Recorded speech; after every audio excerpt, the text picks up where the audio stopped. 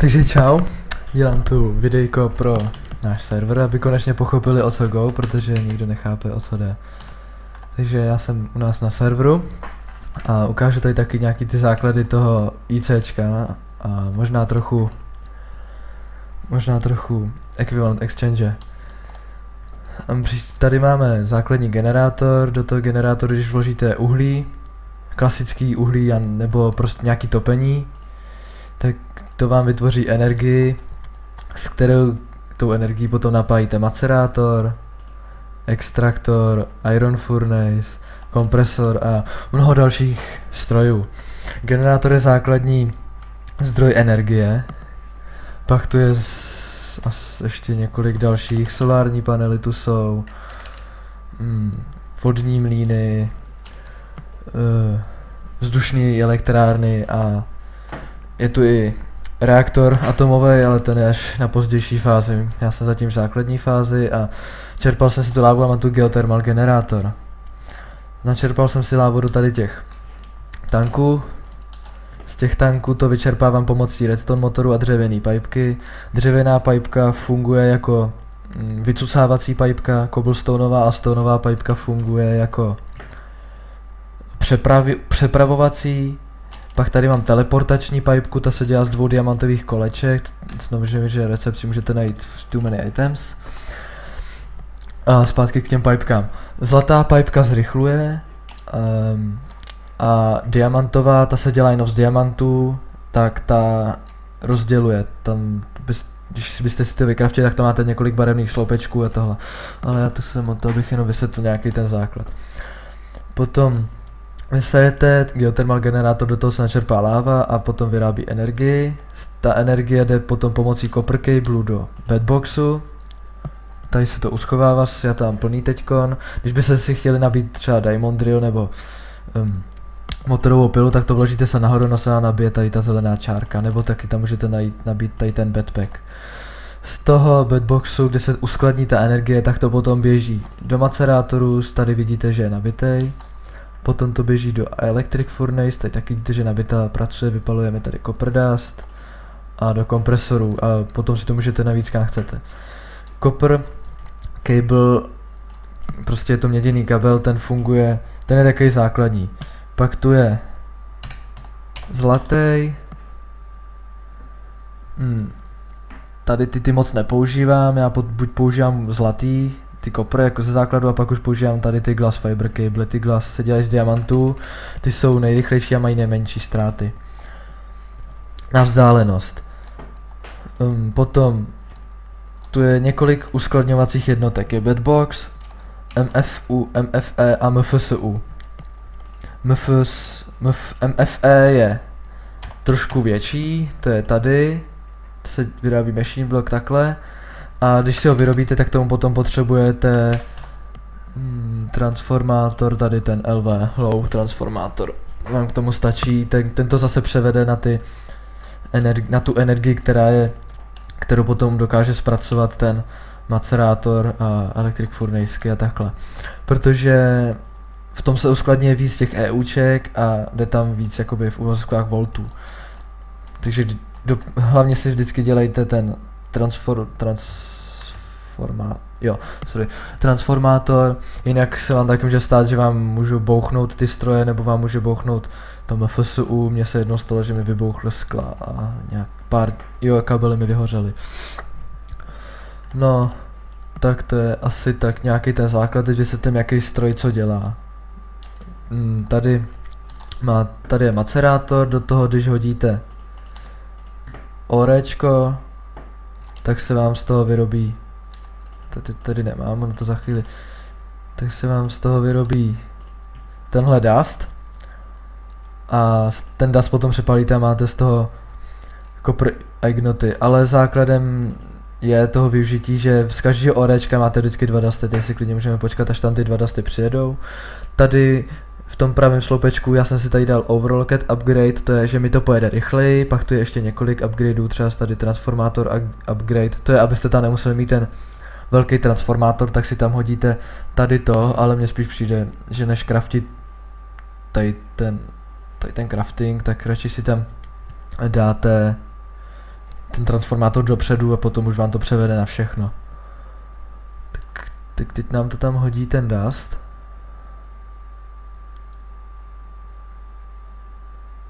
Tak vidíte, z jednoho copper ore nám dělali 2 copper dusty. V extraktoru to, když si vezmeme tady třeba rubber wood, když už jste v té větší fázi, tak nebo v té trošku vepřeději, tak pokud vám stačí jen ty stromy na kácení a v tom rubber woodu už se rovnou stane ta černá guma, už ta vypálená, ne ta surová, ten sticky resin, ale už to máte rovnou tu vypálenou gumu. No a kompresor, to vám to všechno zmačká a takhle to se používá na různý metal, mixed ignoty a takhle. No, potom, když byste chtěli rozebírat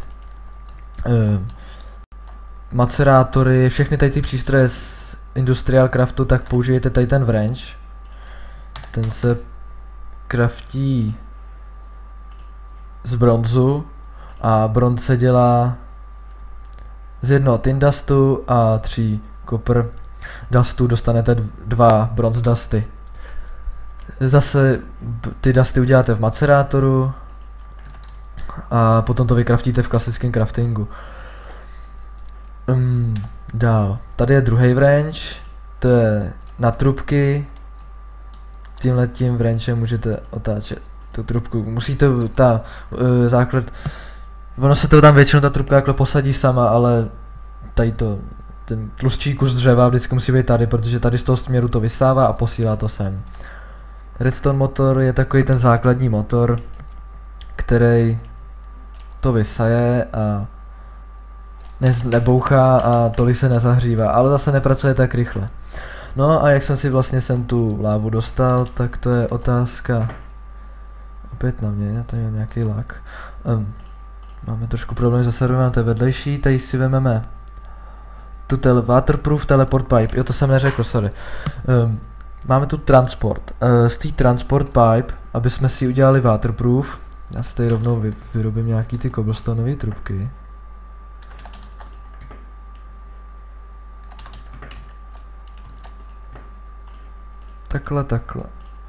Takhle, no a z vypáleného kaktusu, tady zeleně nebo co to je, tak si uděláte string, tam hodíte cobblestone waterproof a máte z toho waterproof trubku. Kdybyste ji waterproof neměli, tak ona potom může dělat různý, může dělat. Prostě vám bude ztrácet tu tekutinu, kterou vy si budete chtít dopravit do těch tanků. Já to tady ukážu na vodě, protože já teď zrovna tady stavíme hrad, takže tam budu bydlet, takže to nechci stavět tam. Najít si další zdroj lávy, to si budu hledat, až se tam pořádně zabydlím. Server je soukromý, máme ho s kamarádem, jsme si řekli, že si uděláme server. Tady dáte redstone motory dokola, aby to mělo plný výkon. Hodíte si sem cobblestone pipe, já si tam vždycky dávám, abych věděl, jestli mi to čerpá nebo nečerpá.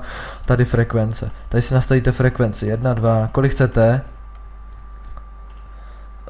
Tady nasměrujete ty čísla a switch, ten se přepíná tady a ten musí být false. U vás doma, já tam jenom doběhnu, u vás doma musí být true. Musíte to mít, tady to mám na true, protože sem se to čerpá, sem chci, aby to šlo, tady, aby to mělo výstup. Takže tady bude true a tam bude false. No potom už tam jenom dáte, teď nemám, potom už tam jenom dáte, vidíte, ona vysunula hadici. A tady potom už dáte jenom páčky, oni se zahřejou ty motory a už to jede a začne to čerpat. Tady kamarád, s kterým tu bydlím.